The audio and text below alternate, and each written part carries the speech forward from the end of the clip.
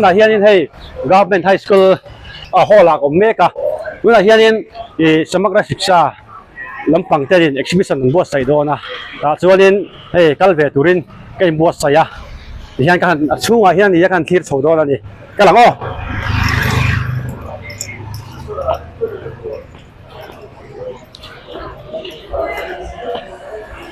hianin chunga hianin o ti hian ka han lu tanga enge om ti kha en sin do na ni chu lo ro chuana ania sa chuan te a kania government KM high school a kwan hemi VE automotive sector tu hi kani samagra hianin VE kalpui hi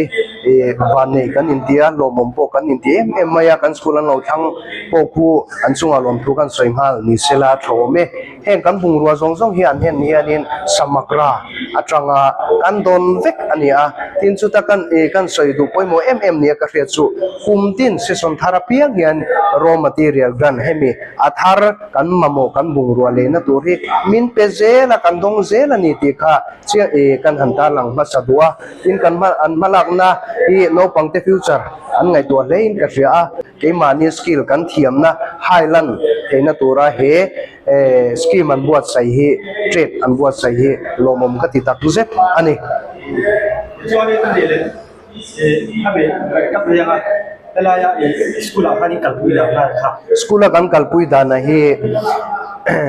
class 9 le class 10 hi kar tuanin ni tin period hi kan nei thina chu ama sapera chuanin heng kan material ho hi an riat chian ma saklo kha chuanin practical kha ti theilo ani chu kan material nei ho zong a hi engtiam han tur nge enge ani ti hi chiang takin kanin ril ma sa a ta chuanin amal malin he hi enge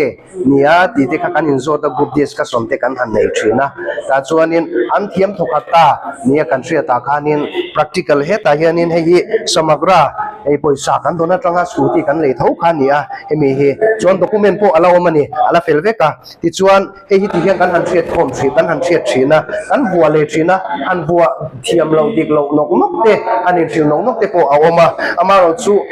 kan ti ngai kha voi ni voi thum an lo ti chuan range number na lam khanin spender number na lam khanin an lo seve ta thina tuna chuanin slow running adjust kan ti te air adjust kan ti te brake lining brake kan thak mai te in engine oil kan thak mai te po hi kan ti ve thei ani along ome chuan ani le sar nang ma ni atanga zir chuak to izonna ta na mang ka tiang khan om tem izonna ta na mangila nun puya hi workshop pa chu hui la hian tuna hianin athok meka in kan trempa kan nau tho plus 10 pass mal som zwala chan mari we sami hi hianin workshop puhila workshop asiama in sumi pialama chuanin customize ang chi te ma cheidang lama ti dang lamang chi te tin khang tiang kha tuna hianin ati meka ma ala chomek ani along chumi ba ka chuanin class 9 pass kan nau pakhatila chu bohatia kwan tuna hianin company a azuk thok bok ani along ome ti chuanin ani le to zir thei nge khlai khai thei zir thei da mai ama kan kalpui dana chuan enge automotive mo kan sikula kon automotive le IT hi awma ti chuanin IT du ho zong kha ronin report ru automotive du zong ronin report ru ti khanin kan han campaign ve thina ni chu last dina kan han lu thina amaro chu kan sarte kan headmaster te thathem lai na in tun se sona tang chuanin class 9 chuanin enge automotive mo IT mo koi mo zok alang nge turani lak lo athiang lo ti in thu chwa an siam ta tok ta ti chuan in class 9 student zong kwan lung kuma tangin an la ta veka chuan in class kang kal da na hianin ABCD hi class 9 theng ani a ti chuan Monday Tuesday Wednesday Thursday theng ka class 9 kan zirtira ti chuan class 10 ro hi chu cholu second period ta tangin kan zirtir thu 3 ani along Friday ya chuan ni le school ni la hian kun dang a khoya nge kan school ni lawa hian hum danga hian in hei man ni lup khan aizola hian in ron hum thar Durtlang High School a automotive a thar a thama samai khan ania tuna hian in anin ran ron sawa in district danga hian Khozol High School a oma tichuan Nathial High School a boka Nathial High School hi hayar ne an on poka tichuan Longtlaya son a boka in kan soi mai pakhat chu eni po hayara khan automobile automotive hi ve bok ani kan zo tem san sa bai kan lo me te po ka lo me som tlong ania hin tharveng chon an sikul jo ke high school ania alle ti chuan hei tuna hianin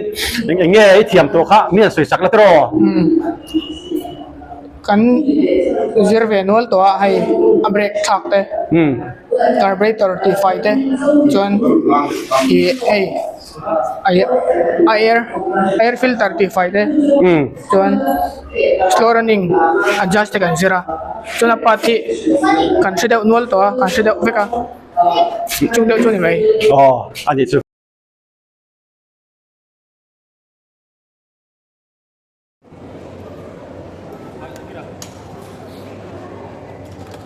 Hãy subscribe cho kênh Ghiền Mì Gõ để không bỏ lỡ những video hấp dẫn.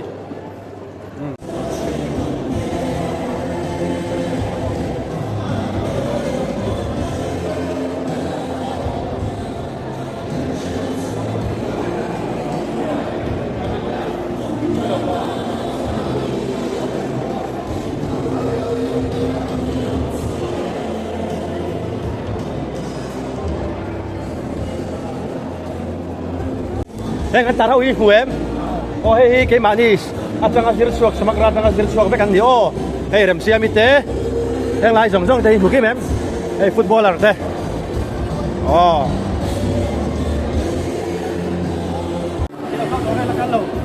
kan lo mo hei la ko to le hei kan hei san si hei la bai Selamat rai, selamat rai jangan sensor jadi sensor,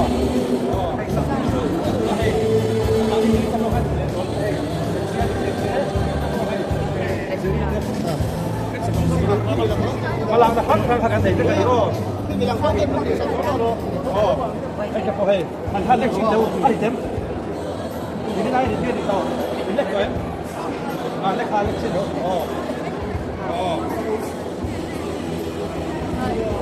biết xin đôi mình nhá.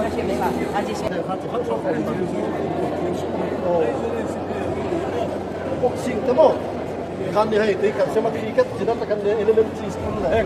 Si giống giống này. Sema đi Hey. Đâu là hay không được trả đi hay. Se ba si tiam vel. Hey giống giống cái bạn đi cho cái xin suốt cái gì ô. Cái rất thế. Hey.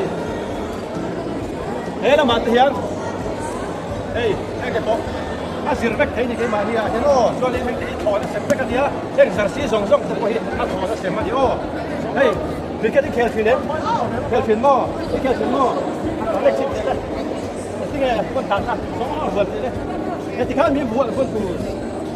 anh đi mò cái gì đó đi mò cái nó bị chặt thằng con này rồi con này phải xin bồi ăn hey, khoe mỏ trong đường đen lai RVLCC mo, quan phải em, lạiกันต่อไหมจนให้สองช่องทีที่มาที่ทางเชียงสวงก็เห็นอยู่ก็แถมจนให้แล้วเรากันเอาแม่เนี่ยเราปีเขาละ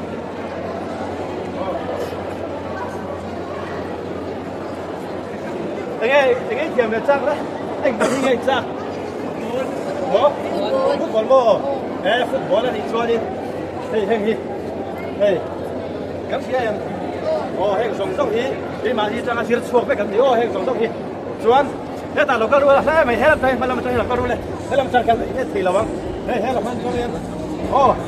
mà làm chơi là có thế rồi là chuan hey gì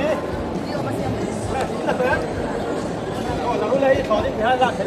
in xia là không tao in đây làm Jesse mo. Xia mấy lâu Hit consumption. Xia Isale, canciara go. Canciara go. Isale ma che doni. Canciara do. One can below go. 1 2 3 4 5 6 7 8 Oh, 14, 15, 16, 17, 18, 19,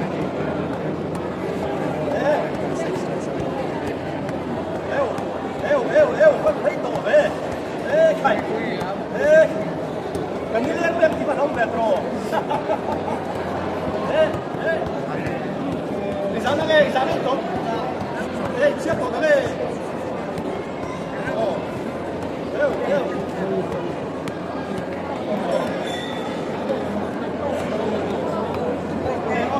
อ้ถูกต้องกับโอ้เลยโอ้อีสาน86 86โอ้ให้เราไหม아시 로 되나? 얼른 뒷배. 헤이 뚱어 밍 새로. 타라고. 타라 야. 야, 바카지. 타라. 네. 돌루. 1 2 3 4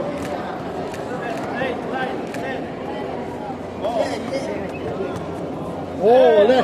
중요하다, 지름이카.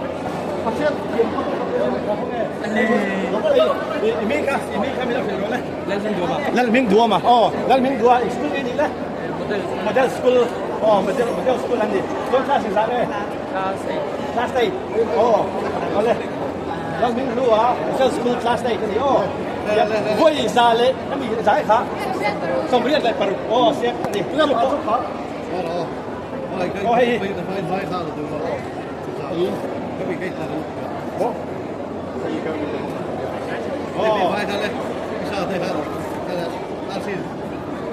Bắt chỉ khăn vô.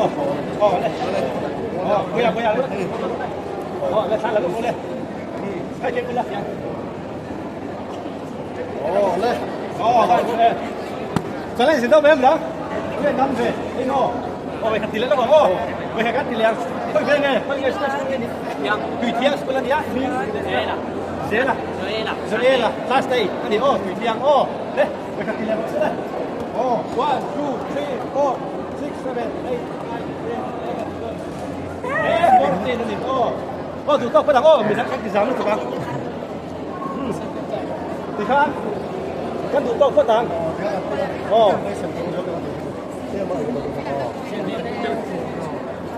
เฮ้ย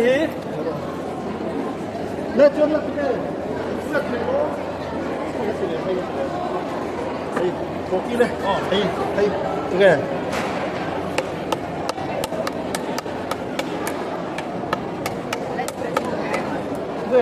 Vâng, vâng. Nó sẽ phải sống đi. Phải school ngay nhỉ, phải school ngay. Một. Tuan, thì miếng này class. Sao năm em hả? Class 5 phải đi. Lên. Không ai lên. Lên. Así le. One. Được xét luôn lên. Dám mà mì. Tuan bày hí. Class sáng ngay. Class 5. Tuan. Miếng. Let's start. Đây bị đánh em. Sẽ cầm ball. Class sáng ngay. 7. Đấy. Eo.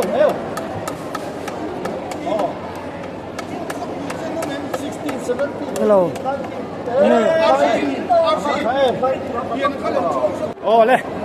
Lên bây giờ. Lên. Ibing na sero le. Ram nei dia na. Hey. Le. Sparring ai no. Hai ve chin teu le. Indek na tau turo. Na tau tur. Rồi tết tên.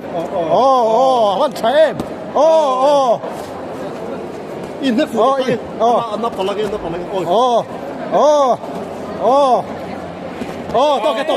Toke. In van thiam.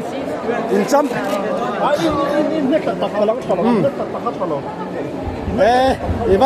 Ivan thiam đủ nè em. Giết tụi em khoe mà giết này tụi em. Này là mò. Này xí là Ivan thiam về. Tụi nghe học cái xe.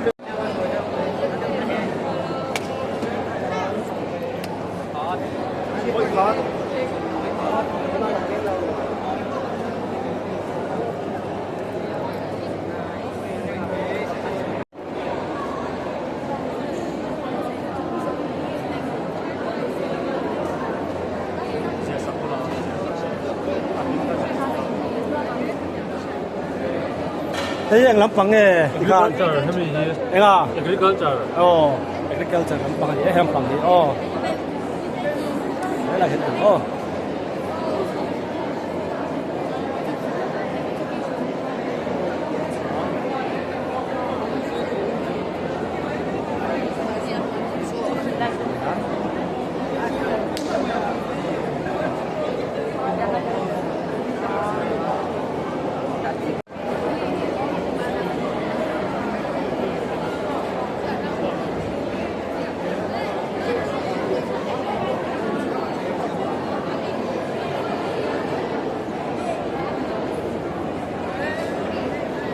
muốn nói mình tiền bồi coi school nghe nhỉ lẽ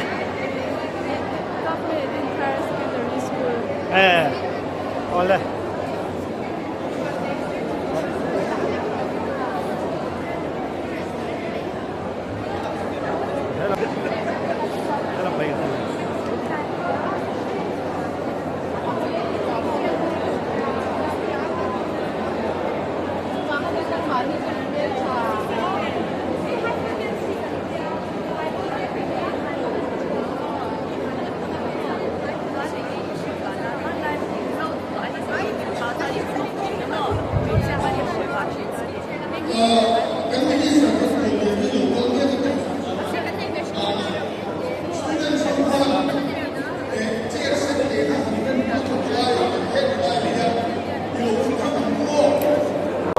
hi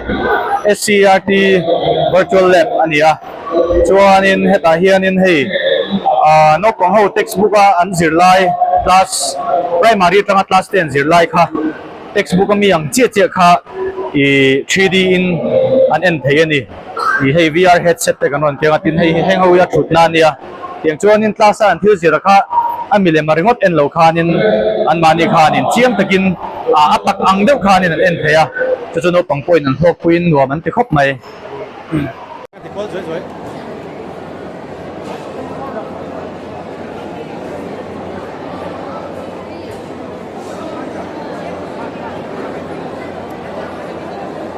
bây giờ bây giờ lộc thác ít tiền lộc thác khóc mấy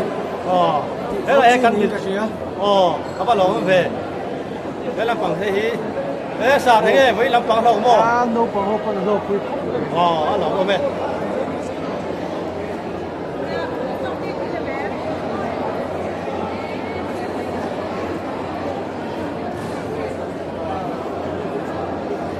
thế là bằng hi cần pi theo rồi mà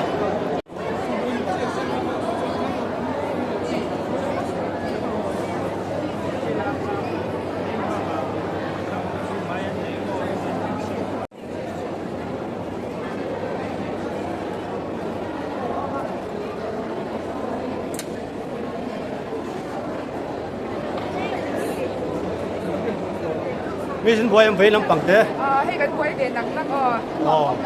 đấy nó cũng bằng hậu thằng lộc mê lên lộc mê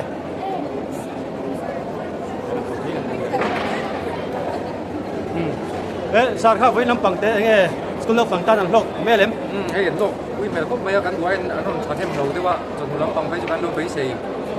น่ะ3không mấy hay lộc mê thì phẫu chi hay ngay em thì phẫu chi đi timing apun ki hay ai hiện thăng lục lệ rồi là mò đâu còn anh pass thằng kim anh chỉ hậu về luôn cái hàng vai chạm tay là anh lệ rồi lắm em lộc mê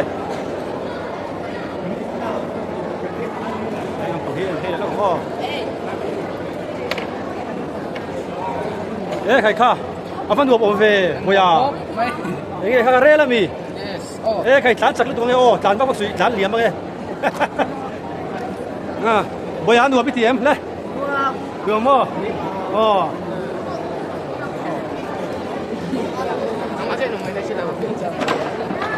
đấy là bởi khiên lấy ngồi hey khai lại chú cái bệnh chuông anh bị bởi cái gì mà mà môi phải hey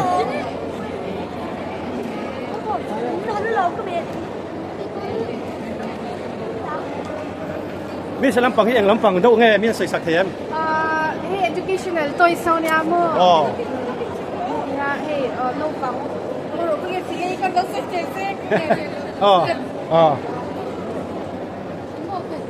cái này làm nó xịn xịn đúng không?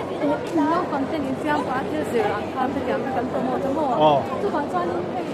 trong cái lâu là tay. Dạ trong cái Hiện tại lâu là tay na. Đâu còn than thì anh đủ đàn thì anh hoàn qua thấy nhỉ chỉ là mình đàn biết không trang lâu nhỉ. Anh mà đi看 design tiền xem mà tôi còn cho anh qua cái đàn nên anh soi nó sáng. Chuan dang colors te po an zira nga chuanin number te pon zira nga mo le chuan dang nge an pui mo do le chuan om em yang te hi shape sang te an yang ho chuanin no bang te ne he yang nge ma di natural environment ta mo til zir pa in nge chiate ne nin kom dan te rombol dan te til ti fai dan te ka yang te ka an zir ka kan do ne che he mi kan til shim shim hi no bang kum ro noi lam han tura isi sina bot sai khan ya mo chuwang chuanin hay in fiam pa teaser kami ka kan program ta ni mo classroom ma chureng ni lenga chulau khan ma se an chereng nga ti khan thilan zir reng bo avan cha em lok sak em o ti hian hela hi hei ho pang ho hian angen siam le o boi angen siam le se ra le enga hela hi boi don he mai o helam te e khai pha nge boya inglem tur nge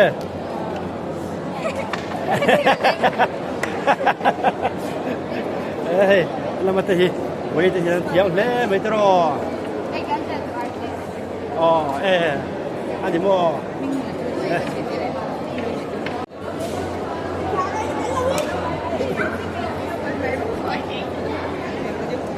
kan pu je ho kan pu je ho no mai lai hi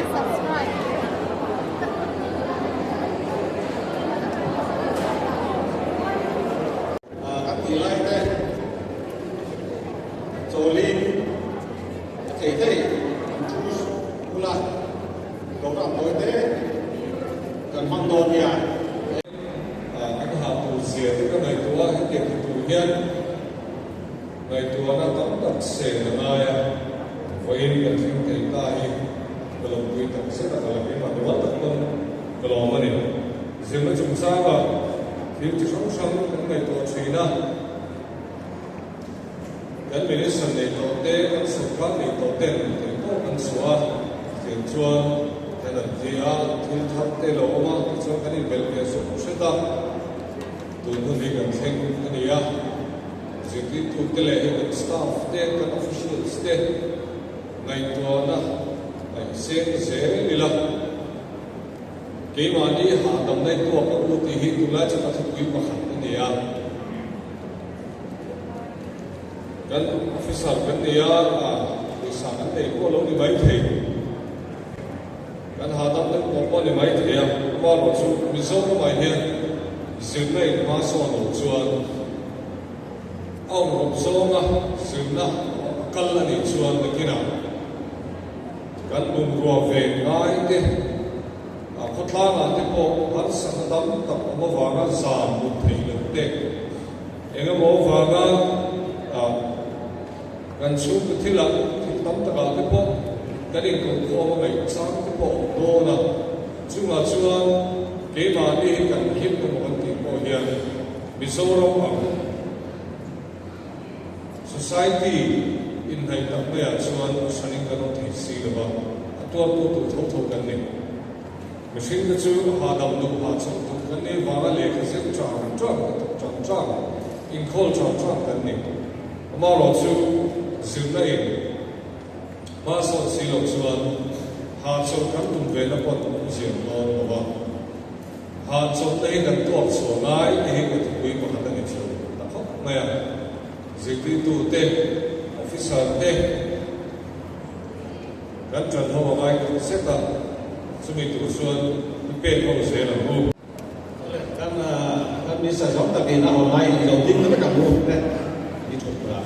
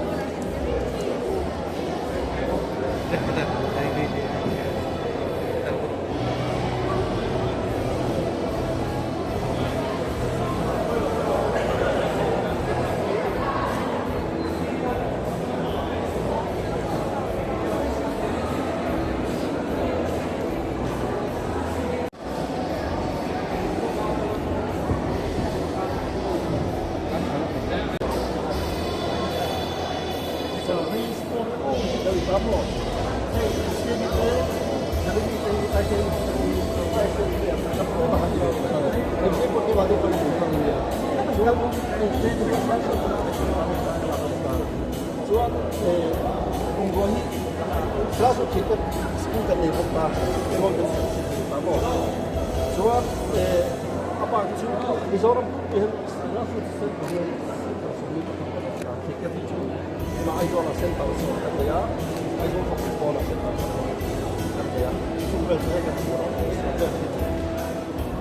15503.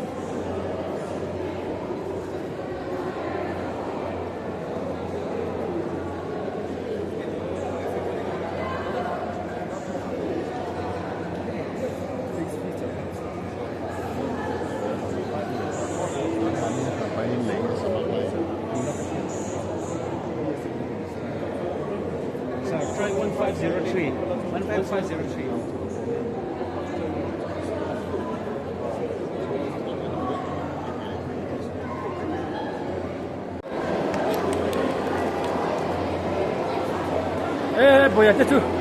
khơi school nghe nhỉ là sẽ đâu lên ít lâu thanh châu mì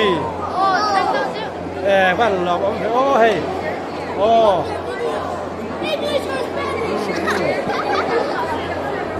mix sẽ đâu lên mix Rinfela sila chọn mà bạn phải ra sinh sáng đi last one more Ivan spele three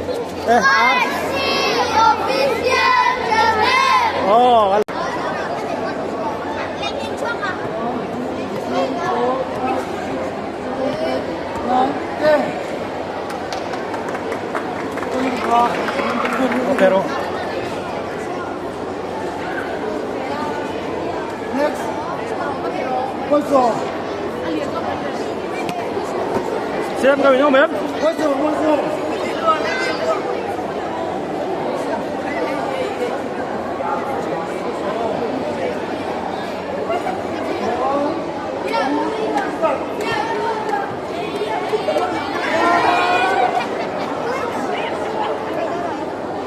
tụi này xem ngâm lấy không mềm tụi này lên xem ngâm lên Whistle. ngắm tỏ lâu mình ngắm tỏ lâu mò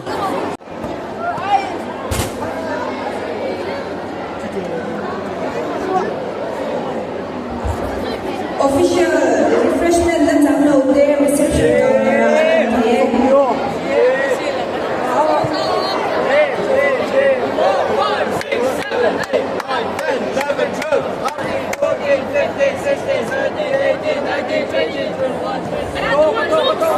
Mẹ thì giờ rồi vấp bốn về lên không tiết khang ai quay một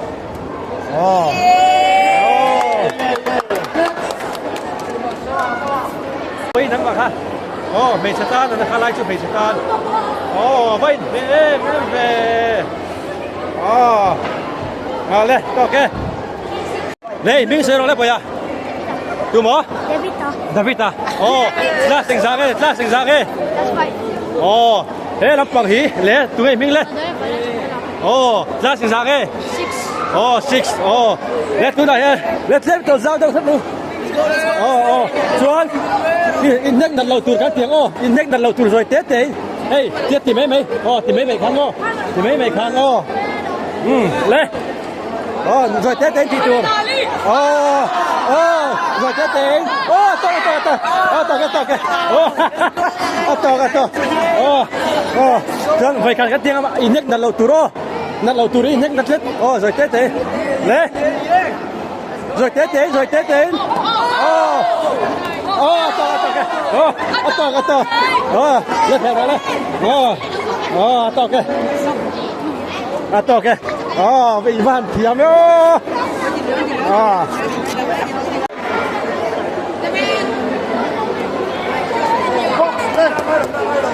lên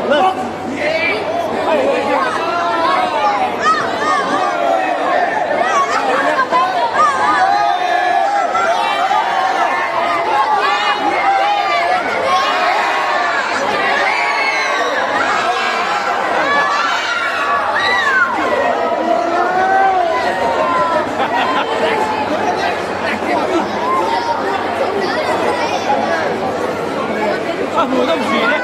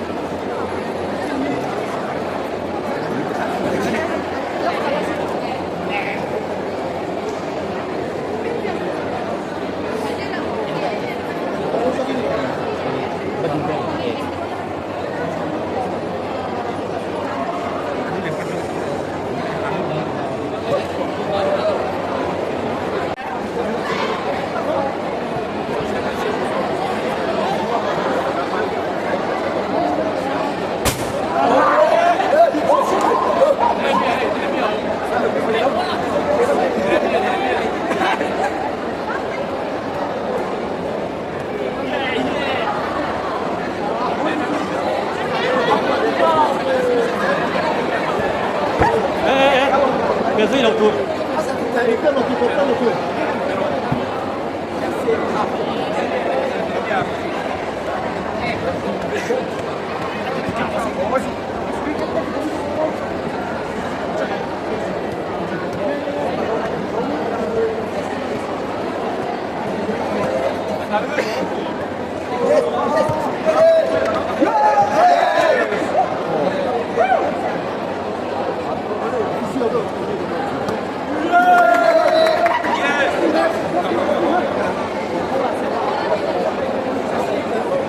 Kalau pang dah lekat kan oh, kalau pang dosu, kalau pang dah maksud.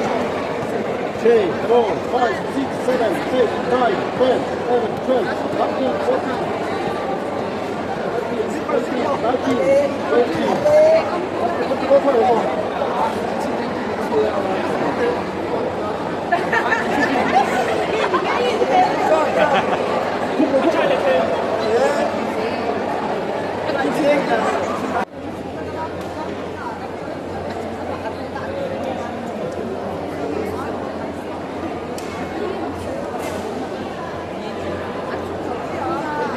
15,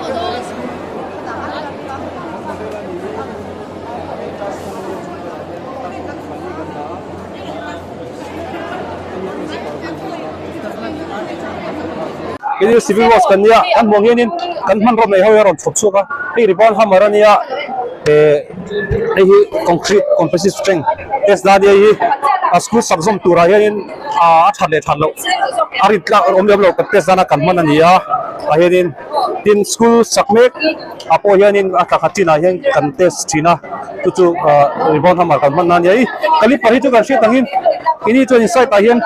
rot asai sa tinglo tenana kan man do berania ei a tuluna kan manga kan king vek big chung lawa chuan ei laser measuring tape ania emi mang hianin kan kap zung maya ram noya harsal tukte ni lo chuanin school sakto measurement tinglo tena chuan all samang renga chuanin hi mailai model kan mutei teachers quarters ania ei unit thumania noi hianin kopni oma achun ko khatania kan soitu chu helai miang do hi nia tiang do hi ne na moi kopni oma chunga ko khat tiang hi amuna zerin a chen tu chong thum te nia chuna hi chung lampang ei chu ka te nia hi elai pona tanga lan dan tite ei ti chasut ne chun helai noi mi sil haute po hi ni thowa ei chu chong thum ani thunga e amuna zelo wangin he ta basement ko khat fast forward te oma chuna hi kan model pakhalan ya secondary school kan ti ho ne hi classroom heng hoi classroom ania achunga pali kan da chuna hoi chia hian hi principal room ania time toilet atacha hi staff room kan tia hi areng khap room chuan hi chung chhona khan ya hi boys toilet ania ta hian zoom in ti kan bel vek kherlawa room ba de son che kan siamai mai che zoom in nei thierna ACWSN hei piapong ro pa lo ka ti wheelchair mang ta nei thierna turania ei classroom ania chon ka school re hianin ram sikan da zia ram suit handle ne ta in handle kan sep tel lawa chu atel zia tin school lo him thaina rin elai randai kan ti phui veka ta hianin collapsible door kan da china nor tol mai thain chon kan koi kan school tu ver hi grill kan ta ngai lo chan choi emergency a dek kang mai ate en thiar chol samnan tin earthquake la ka hian a him tu chona soi thailo ma se do pangta in thiar chwa thaina hun le hun om thainan chonin design earthquake tan design ania tin hemi emergency exit thaichin china kan da bok hi kan ti dan ta punia civilos no hianin CWSN toilet boys girls toilet tite ediso classroom te tin diet building thengin elama te point diet extension te kan muwa edai long elama te pohian khalak kan tar to maya hei champai tai tite ting ho hi kan khoi lang pui chun ni diet ti building kan sa extension vertical extension om boka ti chon secondary hianin science arts commerce ting stream sang hi kan sakbel boka district sanga chon ma chop tam tak kan la ya pin ele kan sei vele re nge hi ele drawing chan mi kan tarte hi composite school ania elementary draw apa kan ti am do kan ma choin primary middle kan ti ka mun khara ka to do na chu primary le middle ka ko panga hi kan sakma pa kan drawing sem san ya hi kumina ma kan lak chok tum te ni chu civil work sampang kan khotlang pui chu ni cái story inclusive education ini ya inclusive education ni ano tumbar la kalkoi bar chu CWSN global law school no pangte ateng aga tampui na kek ani ya heng kan muagian school ang kal thena tu rata na mamoni chuan crutch kampe maya tin wheelchair mamoni chuan wheelchair kampe le maya tin nitlama global law te middle te ni chuan heng white can kan tiang chi middle tiang kan tiang te ama mo so kan pele mai ni chu tiang chu kal phung ani ya then inclusive education samaga noi mi yan ko vartai chen chu pre school atanga higher secondary government aided te ahuam ani chu anti dana ni ya kumtini assessment kan nei trina assessment atagin enrollment te kan la trina ni achu a ke kan huwa kan huwa te ke preschool ate educational toys kan te me an zira tura tan pui tu kan ya color concept te in shape te khang an shiat fan te na tura tan te numbers te khang an zir te na tura tan khan thinki man ania tin resource room ate po da thin ani tin la hi kan bua sign language kan bua ai mizo alphabet sign language kan nei a to z kan nei te ni heng hi poimo khop maya heng hi poimo na san em chu bengong tong te lo te ta na in biak po na an biak po na beber ni wagin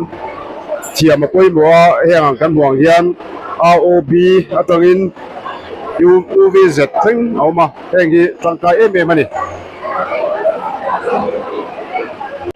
Okay, ni hi rangkut sap le kalau sap ni ta rangkut sap tu no pang elementary level ni an mizau thil siam chwa na mizau thil an siam chwa ang kha ni ta ni tu elementary level in an nei china nang mga thil siam te lum mga thil siam te tiang sang ka heng ami ang hian an nei ta ni ti chuan kalau sap ki chi chu competition ani ta zai te lam te instrumental te painting te helai kan huang hian painting te heng hau hi an in ti siak chin ani ti chuan heta hian kal utsa mi hau kan ti lang ta voina chuan face painting hi kan ti ta ni no pang te local te kha ti chuan chumi dot le jam pai ben academy ni ta het lama hian heta hian an in lote an major pipe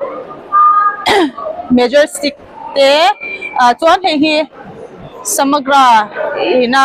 pai ben district zongzong ina an form man tur kha ni ta chuan hei hi government Mizo High School pai ben te form ani ta ni ti chuan heta hand drums kan da tenor drum te side drum ti vel te ha kan da tel ta an practice ve rang awang hian an instrument hi kan da kim theilawa ti chuan hemi hi district zongzong a pai ben nei tur hi tun kuma hian an implement so wangin tun kuma hian district zongzong an nei don ta ni aizol te lawa chuan ti chuan aizol a chung government Mizo High School ten an nei ani voina changa chan hian ni ni o tur naktu ni sari oga sang thi som ni pali thang o tur samagra shiksha exhibition le ulas mela 2024 chu samagra shiksha SPO le education department peng sang SCRT te MBSC te samagra te changkopin exhibition hi bo che ni a he exhibition hi kan han hoi hot chan ber chu Mizoram puma zirna peng sanga education department ina ma alak to na te ho chwa nan le no pang le ziti tu te na ma an son pui nge theinan he exhibition hi bo che ni a he exhibition a hian zirna atana peng sang kan na tho to te athalak te na tho dan leaflet chiar chwa theya ho chwa ania tin zirna ina akai toy vocational education kan ti de sport te po ataka mu thei tur le khoi thei tur te no pangte na an ti chin thei tur te ho chwa ania mipui atlo tu school no pang le jiti tu te le department lam ho tu ten an hlok pui nge kan be se ni